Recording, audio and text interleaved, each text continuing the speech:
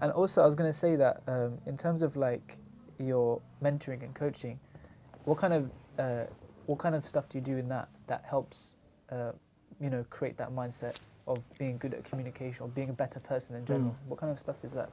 So I do lots of different types of coaching. I've done communication training, coaching.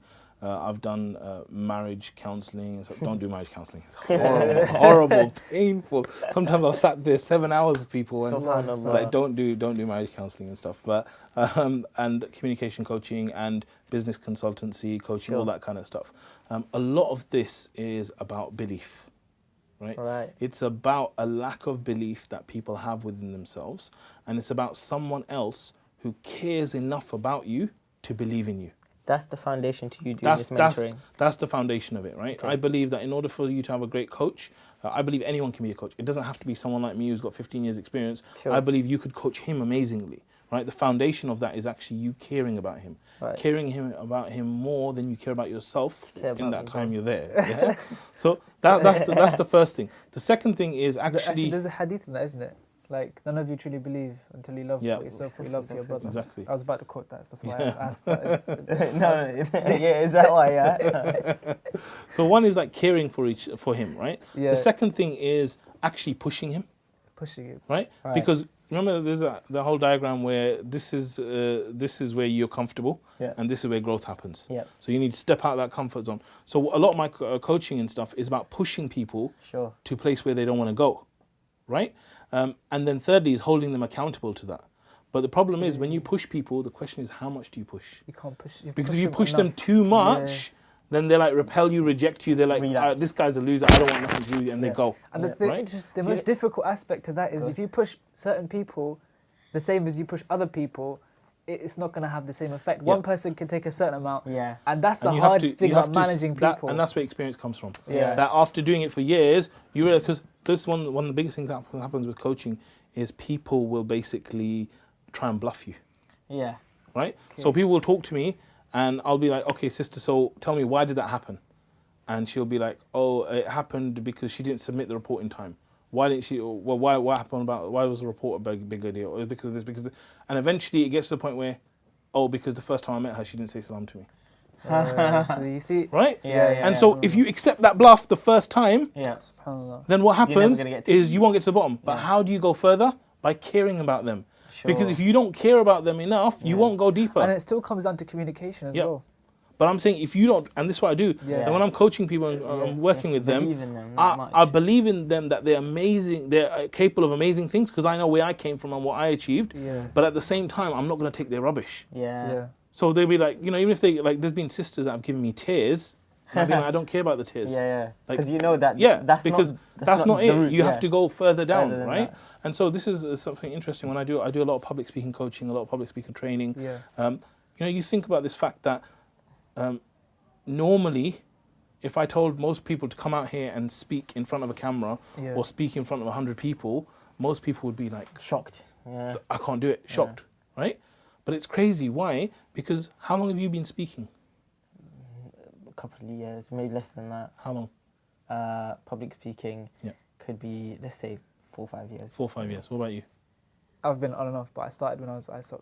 Okay, so how long? What, 3 years? About 3-4 years. Right, okay, good.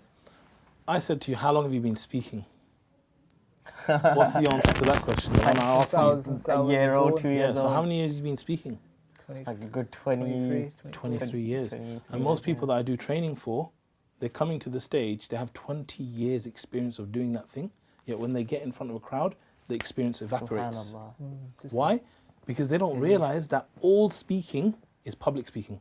And if they can just make that shift in their mind, they realize when I came up here, I can speak to my mom and dad fine.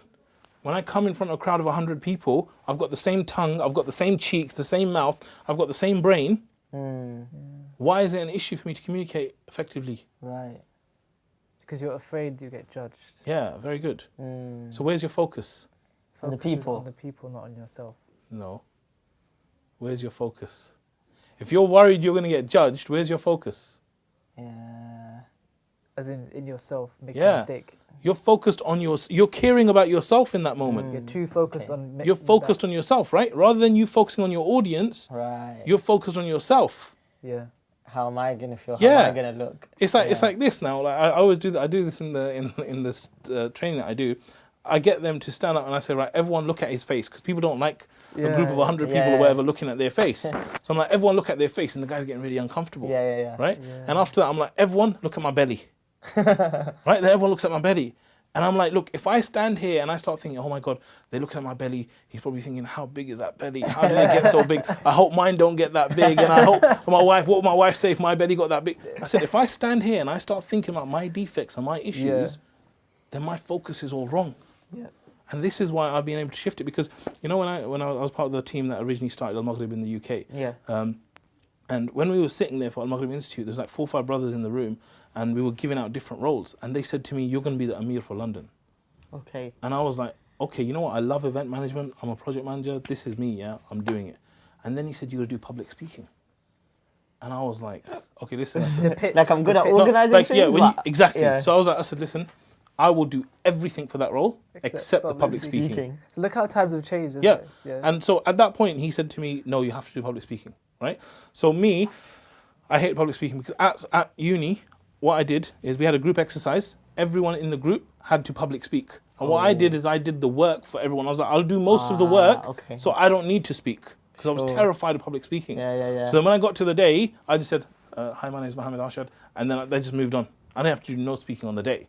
So that's how I was about speaking. So when we got to Al Maghrib, like this is the opening of Al Maghrib, because it was starting and I did the open ceremony type of thing. I was so nervous. Like leading up to it, I was starting to feel physically in pain. Like if you've had a phobia of speaking like I did, I was started feeling like sick. And when I got there, I was asking brothers, like, give me some advice. Like, you know, when you're in trouble, you ask for advice. And they were all making fun of me. They were like, just start by saying, welcome to Al Maghrib. Just start like crazy stuff. And I was like feeling really bad.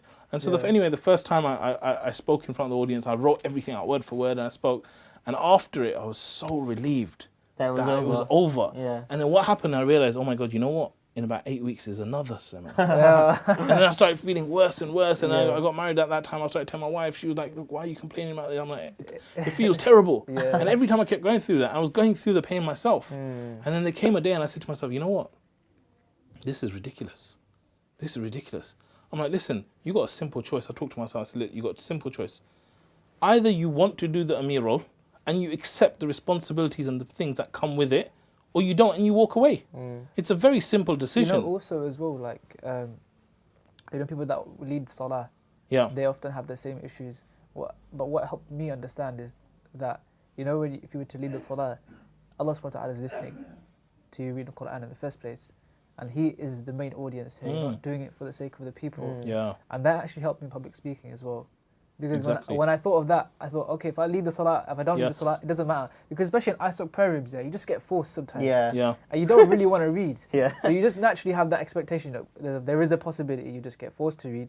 And you think in the back of your head, look, if I read, that's it. I'm just going to read. I'm not going to care about audience. I really don't care. I just want to focus on getting it right, so Allah's going to listen to me. And that mindset, I can see that, for example, like, you just said to yourself, like, what's the point? Like, I was like, basically, it was one decision that changed my life. Because I went, you know what, I am going to do this, and I want to do this, inshallah, right? And as soon as I made that decision, everything became easier. It became so easy. And now I'm going out to people, telling them about communication, I'm teaching people about communication, I'm coaching. It's crazy. You've gone it's crazy. I'm going full circle to the point where I love communication. It's just the thought and the idea that stemmed. And it was one decision. And this is what I'm saying, that people that are watching this, they need to realize that you might not have the answer of how you're going to do it, what you're going to do, but it's about believing that you are capable of doing this. And it's just a decision away. I mean, some people talk about this as well, like 15 seconds it takes, or three nods to make a change. Like, now, can I fix it? And then you can change your mindset like that. SubhanAllah. It's just like, but people often think there's barriers, there's years, and it's not years. You can do something. One decision. Right, it's one decision, and then seeing that through.